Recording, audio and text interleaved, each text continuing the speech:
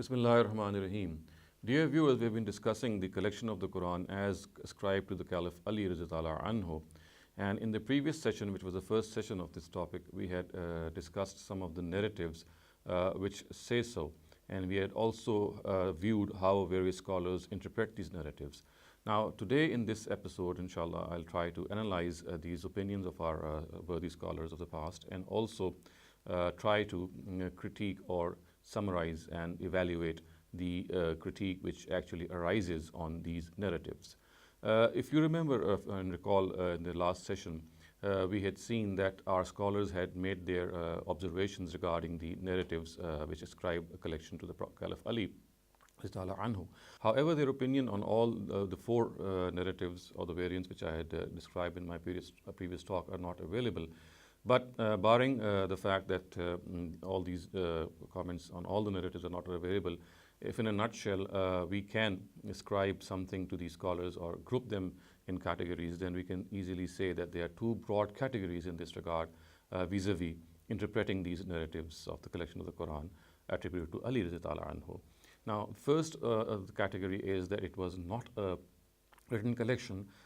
Scholars like Ibn Hajar and Ibn Kathir are of the opinion that basically it was a memorization. The word in the narrative which says jam, it refers to a oral collection or a memorization of the Quran by the Caliph Ali. And on the other hand, scholars like Zurqani and Shawli were of the opinion that it refers to a written personal collection. And so therefore, we had these two distinct categories that we can surmise. Now, as far as the preference in these two categories is concerned, my personal opinion is that the category which says that it was a personal written collection is much more convincing than the previous one. This is because although the word jam can be used for both memorization and for a little written collection, but there are indications in other narratives which clearly say that it was a written collection and it was actually written between two covers. And when I say this, I can refer to narratives by Ali, narratives by Yaman, and narrative by Ibn Sirin. And the one by Ibn Sirin is not the one in which Ash'as is there, because we know that Ash'as is the only person, according to Abu Bakr ibn Abu Dawud, who, according to his opinion, is the one who has said that it refers to a written collection. So I'm going to refer to Ibn Sirin's narrative in which Ash'as is not there, but still it says that it was a written collection. So I'm not going to read out the whole narrative. As you can see, some of them being displayed on their screen. Just the relevant part in which you can see that it was actually a written collection. Thus, for example, Ali's narrative, which is reported by Abd Khair, in that narrative, which is reported by by Al-Haskani as Shawahid al-Tanzil, the words are فَجَلَسَ فِي بَيْتِهِ حَتَّى جَمَعَ الْقُرْآنِ. It refers to Ali. Until he sat in his house, and then he collected the Quran, and the words are فَهُوَ أَوَّلُ مُصْحَفٍ جُمِعَ فِيهِ الْقُرْآنِ. So it was the first collection it was the first Mus'haf in which the Quran was collected, and the verse and the hadith or the narrative goes on to say جُمِعَهُ مِنْ قَلْبِهِ. It was collected from his heart. So we can see clearly that this narrative, which is by Ali, actually refers to a written collection. And then we have another narrative from Al-Yaman, and the words of that narrative are حَتَّى يَجْمَعَ الْقُرْآنَ بَيْنَ اللَّوْحَيْنِ. So again, it means that collecting of the Quran between two covers. So this clearly shows that the issue was not of memorization, but it was a written collection. And then finally, Ibn Sirin's narrative is also being displayed before you. Again, here it is not by it is the name of Ash'as does not figure in this chain of narration. And here the words are Hatta ajma al-Quran قال فزعموا أنه كتب على تنزيله. So it says that the people ascribing this collection to Ali say that it was collected, it was written according to the chronological order. Now, obviously, we're going to discuss the issue of the chronological order separately, but the fact is that the words are annahu katabahu. He wrote it down. He wrote it down. So again, the stress is on the word writing down. So we can, viewers, clearly see that we can give preference to the fact that it was a written collection. It might be of a personal nature, but the fact that other narratives are in support of this makes me conclude that if at all we have to give a preference between these two, I'm not saying that this is absolutely correct, but if we have to give a preference between these two, then the second of these, which says that it was a written collection and not a memorization, holds much more ground. Now let us now view that if it is a written collection of a personal nature by Ali, then let's see what are the issues which arise on this. Now, first of all, we can see that the narratives which describe that Ali had been collecting the Quran, they say, this is the first critique which arises, they say that Ali said that he had seen there were additions being made in the book of God, and the words are, Ra'aytu kitab Allah yuzad fihi. When Ali was asked what he was doing, when he was not pledging allegiance to the Caliph Abu Bakr, and what had stopped him, he said that I saw additions being made in the book of God. Now, this is a very, very grave and a very serious statement, and a statement which has a lot of repercussion. So if this was the fact that he had seen that the Quran was being added to, and let us see the response of Abu Bakr radhiyallahu anhu on this, which is against common sense and which is against all rules of the way things happen when such grave situations are presented before sane people. Thus, for example, what Abu Bakr replied when Ali said that he had actually seen that the Quran was being played upon, it was being interpolated. Abu Bakr just said, you have formed a very good opinion, Nima ma ra'ita, so which means that you have done the right thing.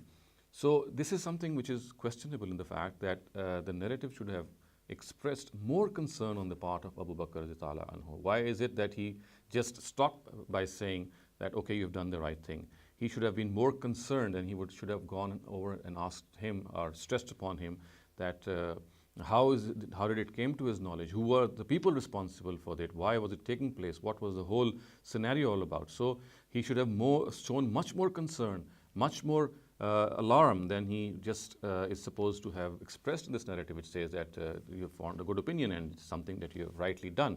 So this response by Abu Bakr radhiyallahu anhu is very, very strange, because if the book of God was being added to, he should have been more alarmed and more curious and more concerned that something should have been done. He should have stressed upon Ali to give him the names of the people and how this was being brought about.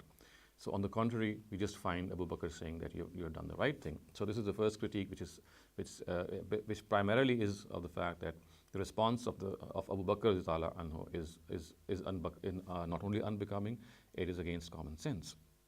Secondly, we also should view the fact that the Caliph Ali radhiyallahu anhu, who obviously was not the Caliph at that time, he too did something which is slightly questionable as well and very strange. If additions were being made in the book of God, so he should have been the first one to report these additions instead of just trying to rectify these additions. This should have alarmed him a lot. He should have come forth. He should have made a hue and cry and come over to other companions and said that, look, what's going on, what's happening. On the contrary, what the narratives say is that only when he was asked to pledge allegiance, or he was asked that why did he delay pledging allegiance, did he come forward and say that he had seen the book of God being added to, and therefore he thought that it was his responsibility to look after that and rectify it. The fact of the matter is that he should have come forward himself, and instead of delaying the situation, he should have told other companions, taken them into confidence, and then tried to rectify the situation. So again, just as the first critique is something which is totally unbecoming of Abu Bakr radhiyallahu anhu, the second one is that it was very strange that Ali radhiyallahu anhu himself did not take the initiative. He should have taken the initiative and come forward with the fact that He had seen the book of God being tampered with, and therefore he was perturbed and he wanted to rectify the situation. So instead of involving other people, taking them into confidence, he is seen doing it himself and offering this pretext for not coming forward and expressing and pledging oath to the caliphate of Abu Bakr radhiyallahu anhu. And now the third thing, which is a point of critique in this, is that we find that in the standard narrative of the collection of the Quran by Abu Bakr radhiyallahu anhu, we find that it was only after the Battle of Yamama. It was only after the Battle of Yamama that this whole issue of the collection of the Quran had come to surface, and it had alarmed Abu Bakr Umar radhiyallahu anhu, and he had come forward and come forth before the Caliph Abu Bakr and had insisted that at the death of so many people or so many memorizers, the Quran should be collected. Now the question is that if a collection had already been made by Ali radhiyallahu anhu, as is the case that he is the person who had collected the Quran, then why is it that it was not used in this collection? It should have been used in this collection, as has been pointed out by Shawli. He himself has said that if the collection of the Quran had been made right after the death of the Prophet Muhammad sallallahu alaihi wasallam, then this should have been put to use while Zayd ibn Sabit was collecting the Quran. He should have called upon the fact that since Ali radhiyallahu anhu has already done his collection, let's benefit from that as well, but it was never put to use. And also we find Abu Bakr radhiyallahu anhu displaying two contradictory attitudes. While in the in the collection of the Quran narrative, which took place in his own times, he seems very, he's not very encouraging to the fact that the Quran should be collected, because he thinks that something which is the Prophet himself never did, so why should they do it? This is what is mentioned in the collection of the Quran narrative ascribed to his era. But in this particular narrative, which describes a collection to the Caliph Ali, he is actually very excited, or at least seems very satisfied that, okay, if Ali is doing it, it's something very good. He's formed a very nice opinion, a very good opinion. So it seems very strange that when it was in his own era, he was very hesitant in collecting the Quran. And when previously Ali had done so, he was very encouraging that he is doing so. So again, this is something which is inexplicable. The fourth critique which arises in this regard is that the whole picture which emerges is very fragmentary. It's very fragmentary. It's very incomplete. We do not find in history, in the Sunni history books, that after the completion of this task, if ever it was completed, that Ali had come over and presented what he had collected. We don't find it in the Sunni Muslim books. Neither we do find that Abu Bakr himself was perturbed, or he was anxious to call Ali later on and ask him what he had done and what happened to that Quran that he had collected. So it seems that the whole issue was never not found mention, or in the whole picture which emerges is incomplete. If it is a Quran which was collected by the Caliph, by Ali radhiyallahu anhu, and it was something which was approved by Abu Bakr, and he had asked him to continue with the task that he was doing, or he was approved with what he had done, so he should have asked Ali radhiyallahu anhu about the completion of the task, or Ali radhiyallahu anhu should have brought over the finished Quran, written Quran, to the other companions that this is what he had done.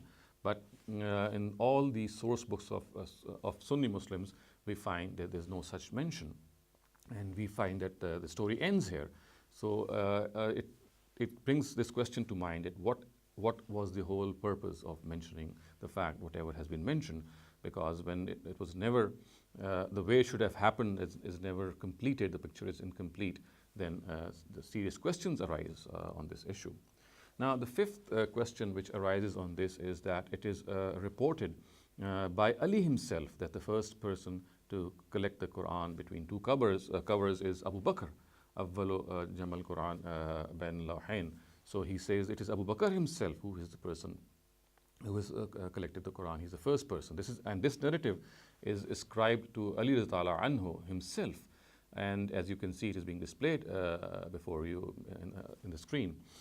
And here we find that in this narrative, it is he himself. So if we find two contradictory reports regarding the first collection, or the fact that it was Abu Bakr or it was Ali himself, and Ali himself in his own report is that it was Abu Bakr who had collected, whereas people, or these narratives ascribe this collection or written collection to Ali radhiyallahu anhu himself. This again is very strange. And the sixth critique which arises on the text of this narrative is that the books which themselves mention this narrative are outside the six canonical hadith books. And they are books which are actually either of tafsir books. They mention these narratives in certain. These narratives are mentioned in certain tafsir books or in certain history books. The six canonical collections of Sunni Muslims, which are of primary importance to them vis-a-vis history and hadith, none of these mentions any sort of collection by Ali Ta'ala anhu. So this again is a point which is of serious importance. That if this is an issue of importance, and if this did happen, then why is it that it was not mentioned in the six canonical hadith books of the Sunni Muslims? Now, the seventh and final critique on these narratives that describe a collection of the Quran to Ali Ta'ala anhu is that some of the narratives speak that Ali Ta'ala anhu had collected the Quran, its chronological sequence, the way it was revealed. Thus, for example, we find Ibn Abdul Barr in his Tamheed, he says that the words are, and it's actually ascribed to Ibn Sirin, that Ibn Sirin says, قال Ibn Sirin وَبَلْغَنِي أَنَّهُ قَتَبَهُ عَلَى تَنْزِيلِهِ, which means that Ibn Sirin says it is reported to me, or it has reached me. No one has reported to him. It has reached me. The news has reached me that Ali Ta'ala anhu actually wrote out the Quran ala tanzilihi, the way it was revealed. So this is something which Ibn Sirin has reported, or it has been recorded on the authority of Ibn Sirin. Now the question which arises is that again this is a very weak sort of an inscription. This is because neither Ali Ta'ala anhu anywhere himself has said that he had compiled the Quran according to its chronological sequence, nor is the inscription of collecting this Quran by other people to Ali is very sound. As you can see in this very first narrative I have described before you, Ibn Sirin was not contemporaneous to the times of the Caliph Ali Ta'ala anhu, or he was not contemporaneous to this event. So he says that balagani annahu kataba. He said it has reached me. So we don't know who has informed Ibn Sirin in this regard and who is the person who is saying this. And again, this is something which cannot be, of course, on this basis relied upon. And the more important question in this regard is that what exactly was the purpose of arranging the Quran chronologically? What exactly was the purpose? This is because if this had not been done by the Prophet himself, then why did Ali Ta'ala anhu taken it upon himself to do this task? Because if it had been of some importance, then Ali Ta'ala anhu would himself, or the Prophet himself would have undertaken this task.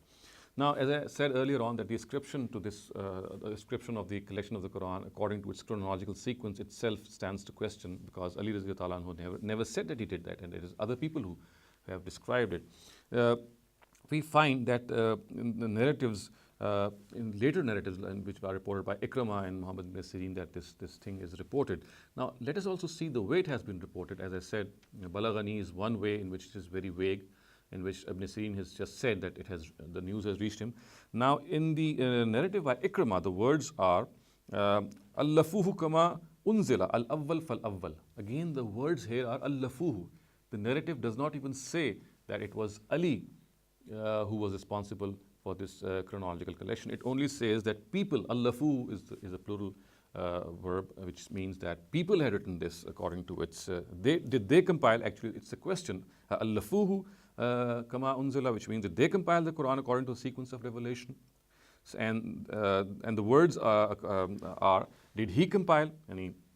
It's not that did he compile. The word should have been Allafahu kama unzila. It should not have been Allafuhu. So this shows that again, the ascription is not even to Ali in this narrative, it is to people. So we don't know whether they were people or whatever the fact was, but this much is certain, that it was not Ali in this narrative at least who had been responsible for this. And also we find in the narrative of Ibn Sirin, the words which are used are فَزَعَمُوا أَنَّهُ كَتَبَهُ عَلَى تَنْزِيلِهِ. That people are of the opinion, people are of the conjecture, people reckon that Ali wrote it down according to its revelatory or chronological sequence. Again, we see that there is this ring of ambiguity, this ring of uncertainty when we use the word faza'amu, which means that it's something which they claim and which lacks corroboration. So we can see that this whole issue of Ali collecting the Quran, written collection, according to its chronological sequence, itself is something which neither Ali himself has claimed, nor there is a narrative from him which says so. It is basically conjectured by other people. Some of them are of the opinion that it was actually written by other people, Allafuhu. They had written it down. And others, when they say that it was the narrative, it was something which had been written by Ali himself. First of all, we see that a person like Ibn Sirin at one instance says, Balaghani, it has reached him. And at another instance, he says that Fazarmu, that people think that he had written it according to the revelatory sequence. So, all in all, the fact that this was a revelatory sequence in which the Quran was compiled by the Caliph Ali, it stands very little ground and it does not hold water at all the way it has been described in these narratives. And lastly, if such an effort had been made by the Caliph Ali, it would have found some mention of this chronological sequence in our books, but we find that there is no such chronological actual fact in which the surahs have been arranged in this chronological manner. And so, therefore, this seventh critique, if I wind it up, I would say that the fact that Ali had collected the Quran in its revelatory sequence is something which is unfounded and cannot be established from these narratives. So, viewers, all in all, you can see that these are the 7 points of critique. And I should also like to mention that as far as the written collection which is ascribed which is recorded by Yaqubi is concerned, I have already mentioned the critique of some of the scholars like Jeffrey on that collection, and I think it's very worthy what he has pointed out, and therefore whatever Yaqubi has recorded vis-a-vis a written collection of the Caliph Ali is highly improbable. It does not have any foundation. But all in all, as I said, that these 7 points of critique on the text of the narrative, and as well as the earlier part in which I had described this fact, the critique on the scholars themselves, is something which I'd like to present before you in this session. Inshallah, in the next session, we shall see some of the chains of narration, or all of the chains of narration, in which these 4 people report this narrative of the Caliph Ali, and then we shall move forward and see how the Shiite sources have reported this whole episode and this whole story, and how it stands to the test of criticism. Till then, أقول قولي هذا واستغفر الله لي ولكم ولسائر المسلمين والمسلمات.